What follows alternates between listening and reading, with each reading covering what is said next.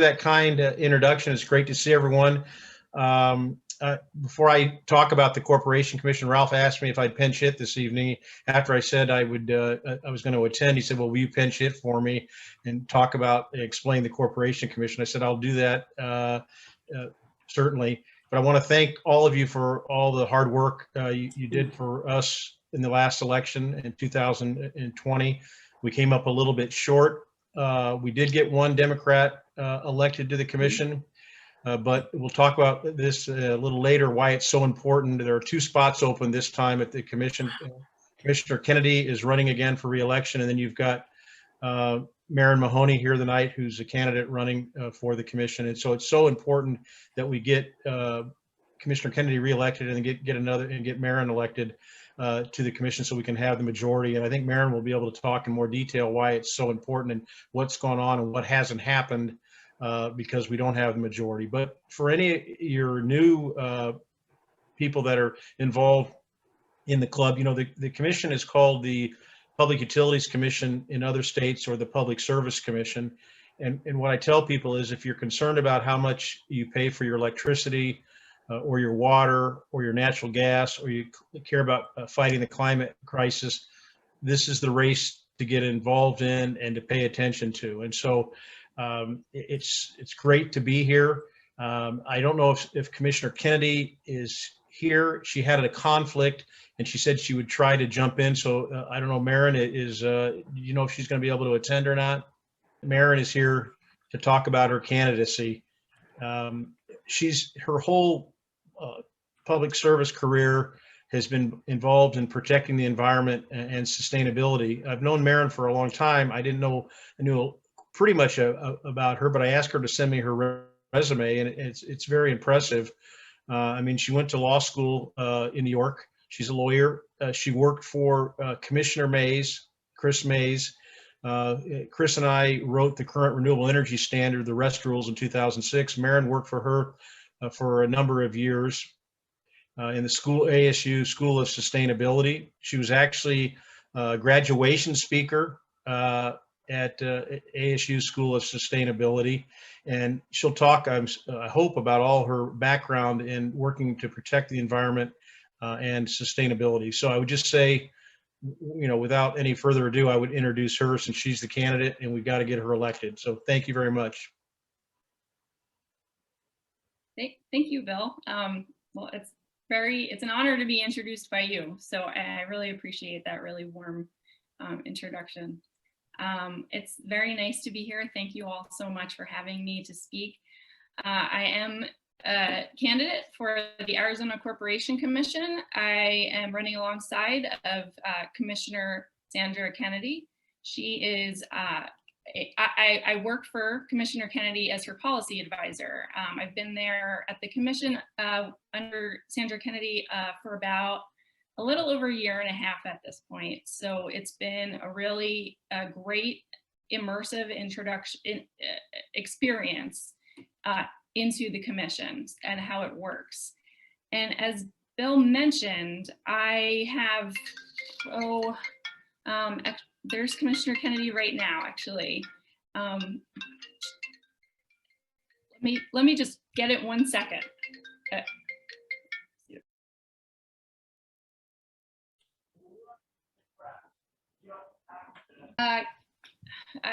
So as Bill had mentioned, I was sort of in the Corporation Commission ecosystem for about 10 years, maybe a little less than 10 years, prior to becoming Commissioner Kennedy's policy advisor. I worked for former Corporation Commissioner Chris Mays, who served, as Bill mentioned, alongside of Bill, and they were the architects of our current renewable energy standard. And I worked on energy policy with Chris for those years, and got very, very familiar with the commission and energy policy in Arizona, and what could be done in what's going on in other states. We did work in Hawaii, where their renewable energy has really, their policies are much more advanced than Arizona's. So, you know, learning about what could be happening here and how Arizona could be a leader once again. And yeah, I want to say too, I have a degree in sustainability. I became a lawyer. I was very interested in public service. I practiced law. I was a litigator in New York for a little while, and wanted to refocus my career and into a career that focused on the environment, but also equity and justice, and making sure that people were able to lead healthy, fulfilling lives, if we have access to clean air and clean water. And I wanted to use my legal skills to get to that. And so I found out about this new school. Arizona State University was opening, called the School of Sustainability. I did not grow up in Arizona, but I did graduate from high school out here. My parents have lived here since 1995. And so I decided to go back to school and got my master's in sustainability, where I learned about how the environment and people are not separate as we tend to think of it. We are completely intertwined, and we really need to readjust our systems to recognize that. Otherwise, we're all in big trouble. And as we can see right now, we're experiencing climate change right now. And this is a very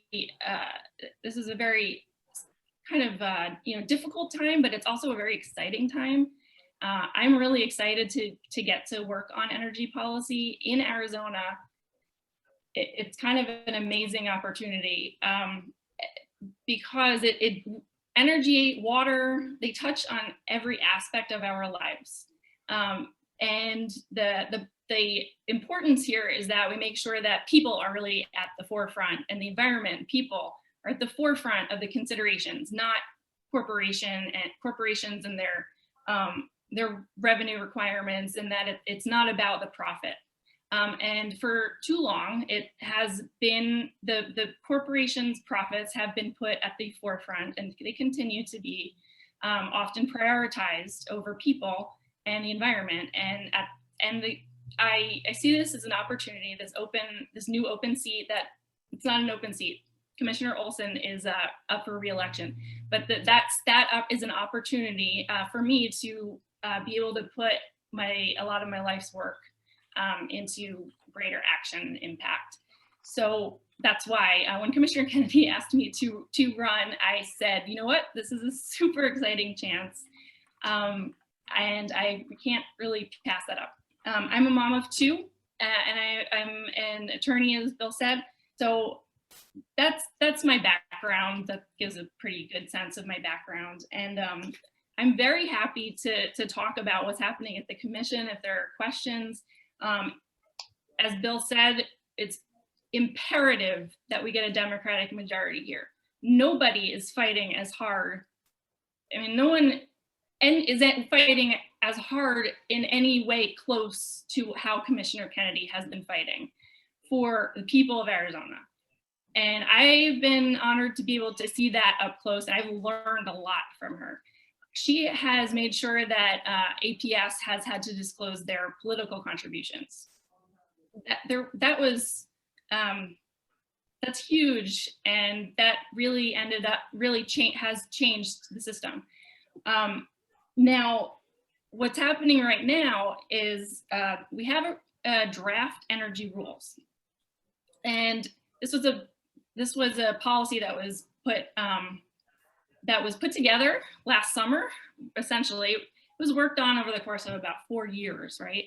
With hundreds of stakeholders, thousands of hours of staff work, and ultimately came to a pretty progressive, if I may say, energy standard. So it increases the energy efficiency standard to 35% by 2030. And that was more than I think anyone expected could actually pass. And that was a Commissioner Kennedy amendment. The great thing about energy efficiency is it saves the ratepayers money directly into your pocket. It also improves your quality of life. Your home gets more comfortable. Your air is, your seal, your envelope is more tight. So then your house is just is more efficient for your money.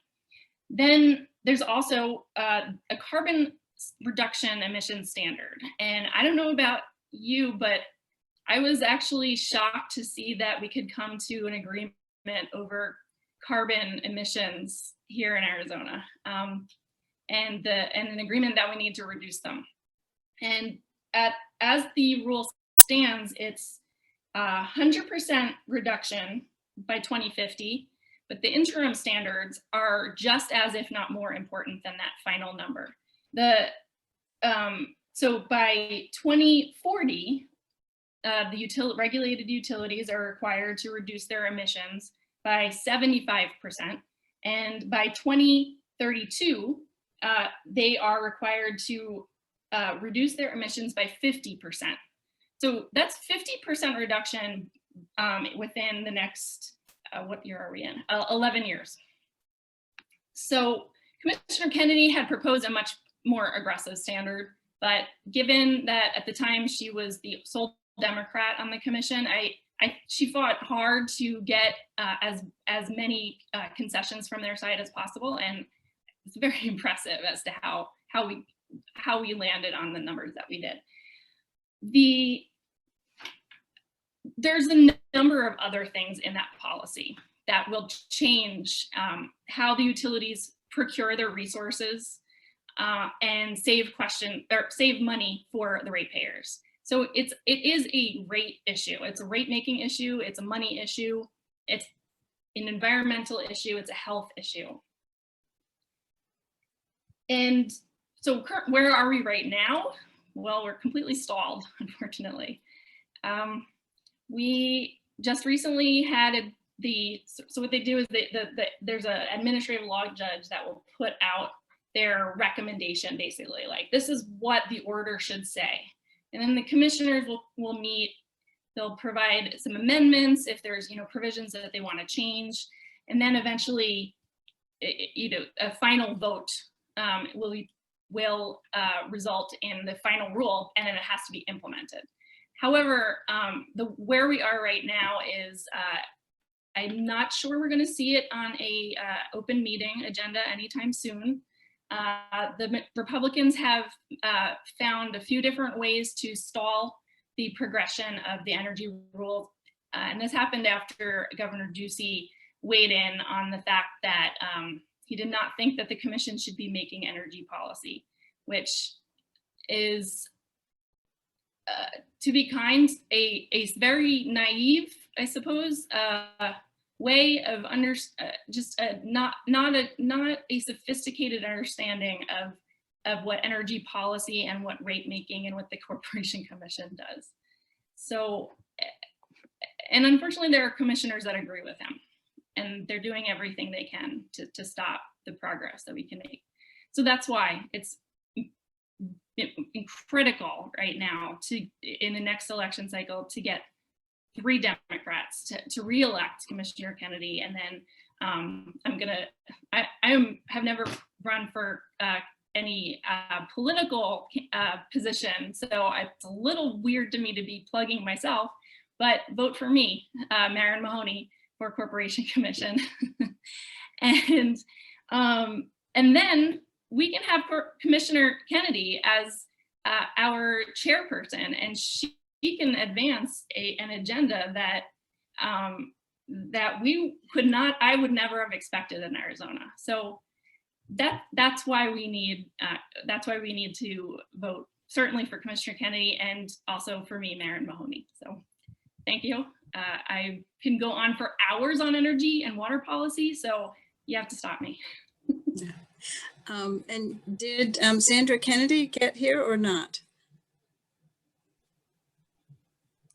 Guess perhaps not. If people have, oh yes, Larry has a question. Actually, if you have questions, put them in the chat and Debbie will read them.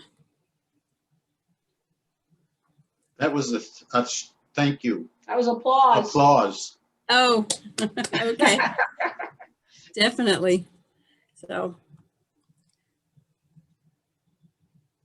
If there are any questions about the commission, I know I get all the time, what's the Arizona Corporation Commission? But I understand that you guys are very engaged, so you're not quite the general, group that you go out and say, oh, this is where I work. What? So. Well, I have a question. How uncomfortable is it for people on our side to talk with people on the other side when you are all, discussing policy matters? How does that go? That's a good question. So it's, gosh, that's a hard question to answer. I'd say really it depends a bit on a case-by-case basis, right? Because you have your Justin Olson's and his team. In fact, his policy advisor is running for Commissioner Kennedy's seat. So we really need to beat that whole team. They are completely dead set against any sort of energy policy making. I'm not clear on whether they accept the science. They certainly haven't been vocal about it. They are very vocal about selling the commission's authority down the river to the legislature. He has gone to the legislature this past session. There were a couple bills that actually tried to take away the commission's authority on energy policy. They saw these, the draft rules that we have and got nervous, like, oh wow, they're actually going to do something. And the legislature decided to have some bills to take away that authority. Completely unconstitutional, by the way. And Justin Olson went and testified in support of those bills. And in fact, one of his former deputy policy advisors was elected this last session to the state legislature and was one of the sponsors of one of the bills. So that whole office is working very hard against clean energy and on any sort of progress in this area in the commission. Okay, thank you. Someone has a question here that he's asking, what can we do in the meantime to get the public to know that the public's interest is being stonewalled?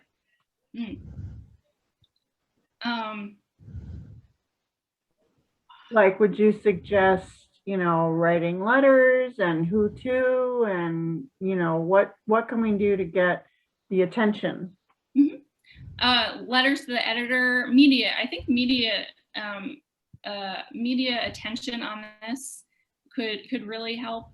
Right now, there's so much going on at the legislature that's really horrible that I know that there's really only so much, I guess, media can concentrate on. But if we make sure that there's some shaming almost there in, letting the media know this is what Arizonans want.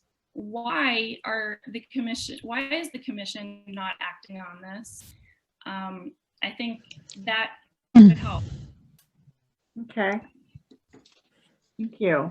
And then. And yes, Commissioner Kennedy and I, we are both running as clean election candidates.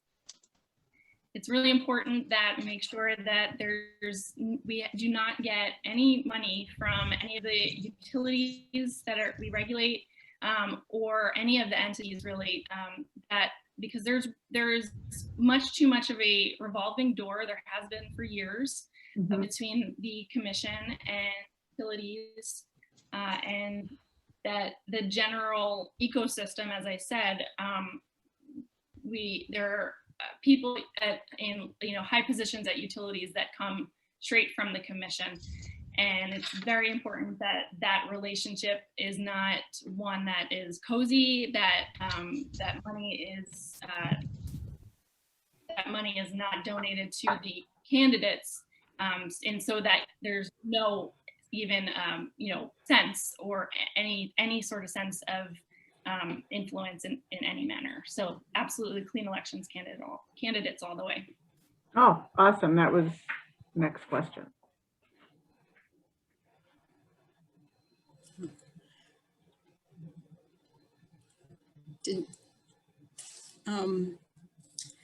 Yeah, there's another question. Can you let us know who to write? It seems that the newspapers have point people and also Arizona 15 as well. Who would we write? Well, Arizona 15 has done a good job. I think it's Courtney Holmes. I'd have to check. Bill, you're nodding. Is that right? She's been on top of issues at the commission lately. Oh gosh, what is the other guy's name? Joe Ducey, I believe, at a different TV station.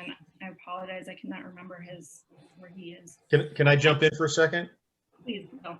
Can I jump in for a second, Betty? Just a couple thoughts. Yeah, I was going to say, yeah, Joe Dana has also been following the commission on a regular basis. Joe Dana, for those of you longtime Arizona residents, his father, Kent Dana, was a longtime newscaster. He's on Channel 12, NBC.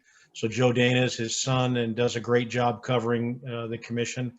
And then as long as I've got the floor here, and I don't know if I'm filibustering, see if Commissioner Kennedy can join us, but because they're running as clean election candidates, they have to get, they're going to have to get about $2,005 contributions. They can't start collecting those until August 1st, but they're also going to need 10,000 signatures, which as soon as Maren and Sandra file, they'll be able to start collecting those signatures. But it's 10, again, because this is a statewide office, it's like running for governor or attorney general or secretary of state. They're going to need about 10,000 signatures to get on the ballot.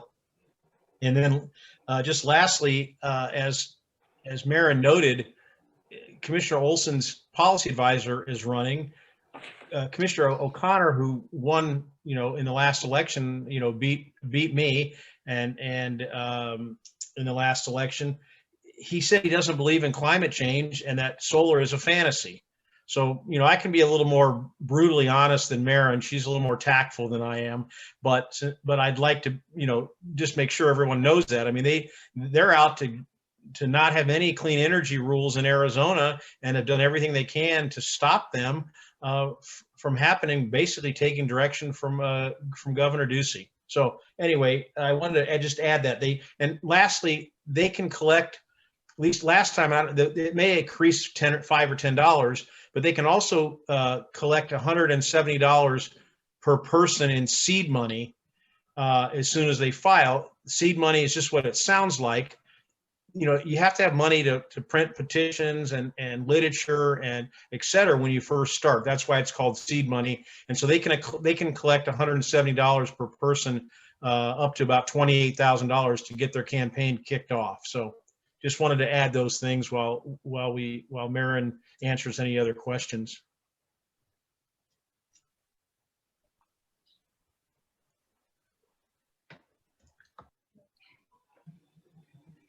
I just saw Stephanie's question.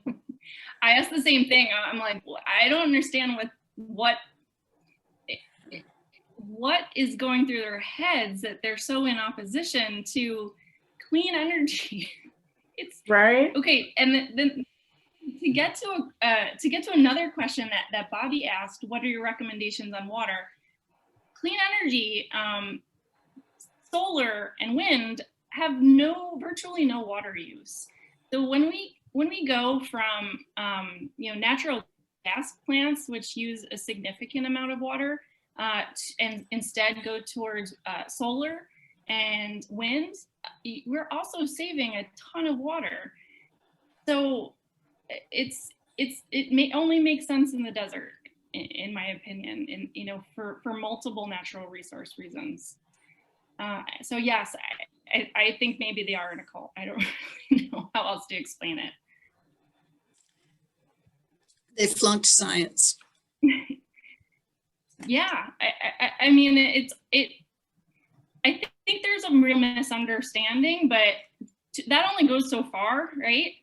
From what I can tell, it also seems like just willful, just willful opposition. And I mean, I can't explain a lot of the stuff that's happening over in the Republican side. So that's where I am. It makes no sense to me. It really, clean energy is working around the world, and it is doing great in Arizona as it is. We really need to increase where we're going with it, not stagnate. I guess actually to add to that, businesses are looking, Arizona's competing for businesses. Many businesses have renewable energy commitments in their own, own corporate commitments, and they are looking at places where they can fulfill those commitments. So you've got New Mexico right around us, New Mexico, California. They already have 100% standards by 2045, depending on the state. Colorado, Nevada, and I'm originally from the East Coast. I say Nevada, and I can never remember how to say it the correct way. And so they're looking, oh, look, we can go to Nevada. Okay, or we can go to Arizona. Wait, Arizona only has a 15% renewable energy standard. Why would we go there? Because I don't know how we would meet our commitments. This would come from Google, Apple, like massive companies that might be looking to open up some sort of office here. And then in Casa Grande, of course, there's the electric vehicle aspect. Electric vehicles are only so clean as the electricity that they use. So you've got your EV, which is wonderful, and Lucid Motor or Nikola, and which is great, but you plug it in, and as long as you have the coal plants running and natural gas running, it's not mitigating nearly as much harm as as you might think.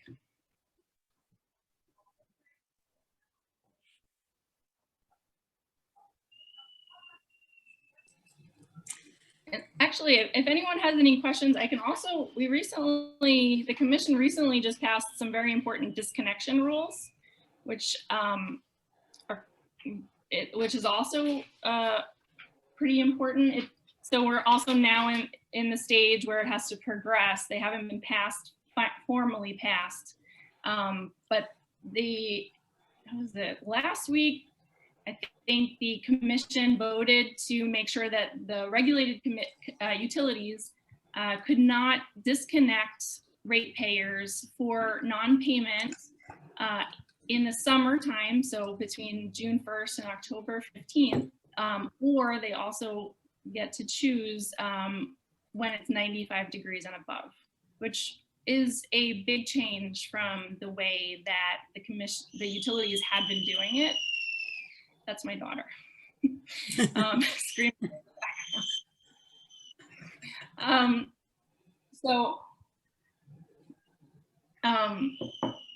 The way it had been done was whenever there was a national weather advisory, that's when the utilities were prohibited from shutting people off from their electricity.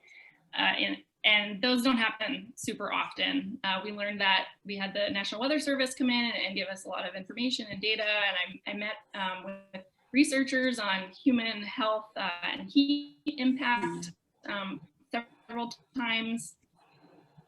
First of the investigations, we tried to develop rules that would help people. And yeah, it's actually that policy had led to the death of actually several people. What kicked off the opening of these disconnection rules is the media got a hold of a story where a woman, and I believe it was Sun City, had died in her home it was 107 degrees outside. She owed $51 and the utility shut off her electricity. And her family was not notified. That's another thing. They don't do a great job of notifying third parties who could help. So her kids didn't know. So she died, and the media and activists said, said, look, no more. This should not happen anymore, and brought this issue to the fore at the commission. And after several years of it also got delayed. It wasn't a priority, to be quite honest. And I have to say, if it wasn't for the activists, I don't think these new rules would have been passed, because we've had Republican majority, and it just has not been a priority. So now, Commissioner Kennedy, we tried to get the Republicans to vote on her proposal where it would actually be 90 degrees and above, that the utilities could not disconnect somebody, because we learned from the research at the researchers at ASU that 90 degrees is when people Your sound is breaking up. start dying in their homes. And we wanted, Commissioner Kennedy wanted to make sure that we used the science, and we started at 90 degrees. And that did not pass, unfortunately. The Republicans did not, they were very worried about the bad debt that the utilities, particularly Justin Olson, was very, very concerned about the bad debt the utilities would have in covering for people who couldn't pay for their bills. So the 90 degrees limit did not pass. However, 95 degrees did pass. 95 with a choice, unfortunately, for the utilities. Commissioner Kennedy wanted it to be 95 degrees plus the summer, so rather than giving utilities a choice, because for regulators, and the commission is a regulator, and supposed to tell the utilities what to do. But now the way it's going right now is it is better. It's 95 degrees or the summer that the utilities are not allowed to disconnect. So there's some progress. Hopefully this continues, but again, it really has to be prioritized by people outside of the commission, because the chair and the other Republicans on the commission do not see this as a priority at all. Thank you.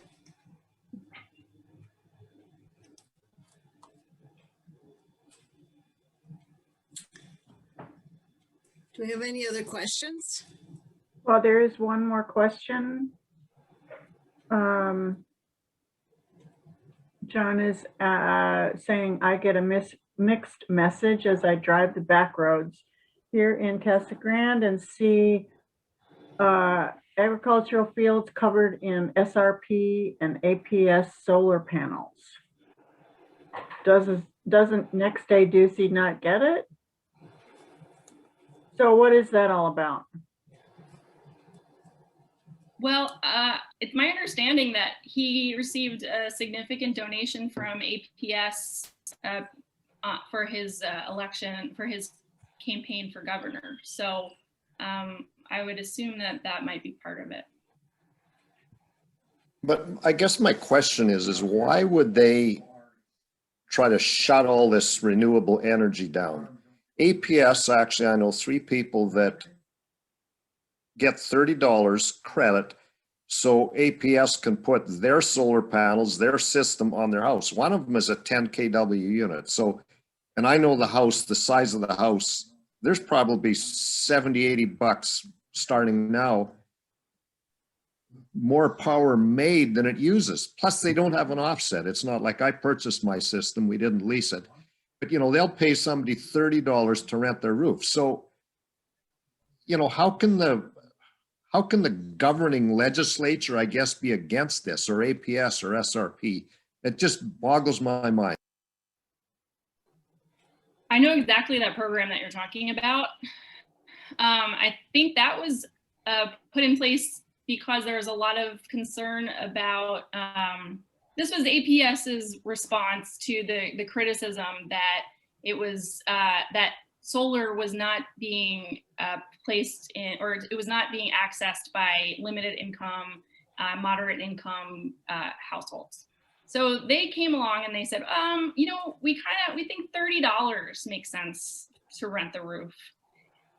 And the commission, as it was at the time, and I believe it was all Republicans at the time, said, yep, that sounds really good. Okay, $30 it is.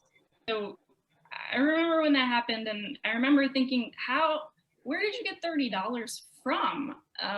Like, there's no, I didn't know. I don't know how they came up with $30, but I was clearly lowballing people, like very blatantly. And the utilities want to do that because then they make more, make more money. Right.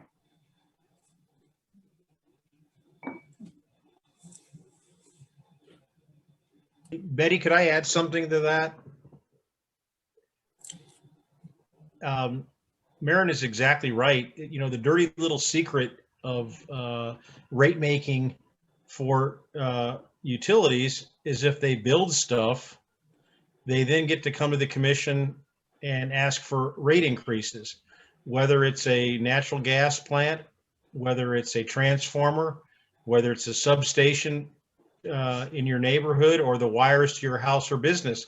So if they're building the solar on a person's house, renting it, and then paying them, they then get to take that $10,000 or $15,000 investment that they made to put the solar on the person's house, and then come to the commission in the rate case and ask for a rate increase, because whether it's a natural gas plant, a coal plant, a substation, gigantic transmission lines, or whatever, that's how rates are set for regulated monopoly utilities. So that's why they do it. They want, they get to increase rates for everybody, solar and non-solar alike. So and Maren mentioned it. She said they make more money. Well, that's how they do it. And if you get, I'm getting into the weeds a little bit. That's the bottom line. And that's why you need strong regulators. Like, that's why Commissioner Kennedy is constantly, she is always looking at the details, because that's where they slip things in. So she's always saying, well, why is that? She's always pushing back. And that gets hard. It's really hard because the other commissioners, it's a hard job. It's complicated. These issues are very complicated. There's a lot of terminology. There's a lot of complex stuff in a rate case, and the utilities have hundreds of people working for them, and the commission does not. And it's a lot easier for commissioners, especially if they come from, they're coming without a background in, policy on energy and water. It's really, I think, can probably be incredibly overwhelming. I really don't know how people get there without background. You have to have I don't really, but I think essentially what happens is then they just sort of accept what the utilities tell them, because it all sounds good on the face of it. So Commissioner Kennedy is always pushing back, and that really bothers people. And she is not afraid to continue to push back. And it's been really wonderful working for her, because it's like, wow, we're really lucky in Arizona to have somebody fighting for us like that. It's not common, because it's not a comfortable position. Maren, do you see that last question here? I think probably we're getting close to time. I'm not sure how long you wanted to let this. Yeah, we usually wind up about 7:30, but you can read that last question, and then we'll Okay. sign off. How can we prohibit public utilities from campaign donations and lobbying?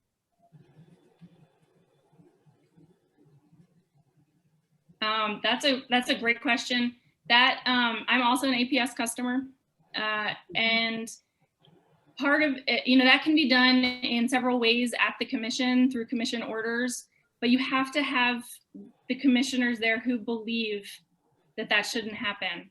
You have to have commissioners there who prioritize, anti-corruption. And you have to have commissioners who understand that this can be done and that should be done.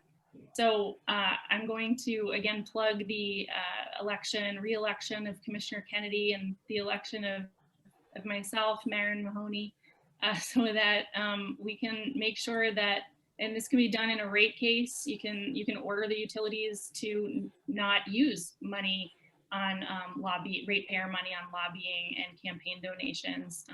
And so that's what has to be done. Great, thanks. Thanks, everybody. We have reached 7:30, and that's pretty much when our Zoom meetings have closed. I'm glad everybody came. And let's see, I'm supposed to announce the next meeting, which is the 27th of May at 6:30, and the speaker to be announced. So we'll look forward to seeing you then. Betty, before we go, can you email us the section of the chat that had all the information in it? Because we didn't get, and the links or... Actually, at the very bottom of the chat, there are 3 little dots. And if you click on those, it will say save the chat. And then everybody gets the chat, and it will turn up. Zoom will put it under your documents in a folder that says Zoom. So everybody gets the chat. Does that solve that? I don't have 3 little dots. You mean I have to do that, or you can do it? Anybody who's in the, yeah, if you go, let's see, the very bottom of the chat, it says it says file in the right, and then there's 3 little dots to the right of where it says file. I'm on a Chromebook. I don't have everything that everybody else has. Yes, I can send the chat out. That's the easy answer. Okay, thank you. Send it to everybody, because a lot of people miss the meeting too. Okay. we can do Okay. that. Great. All Okay, right. that'd be great. Good luck, Okay. Maren. You sounds wonderful. Yes, we'll be signing and sending in our $5. Great. Yeah, send us all the contact information of where to mail the check. Will do. Thank you. Okay. Good night, Hey, everybody. Betty, this is Roger. I want to make one announcement. Yesterday we launched the Democrats at Ropes and Ranch Club. Oh. Yep. It's in the formative Congratulations. stages, but we are off and running. That's wonderful news. Great. That's great. Mhm. Wonderful. All righty. Good. Okay. See everybody next month. Good night. Good night. Good luck, Maren. Thank you.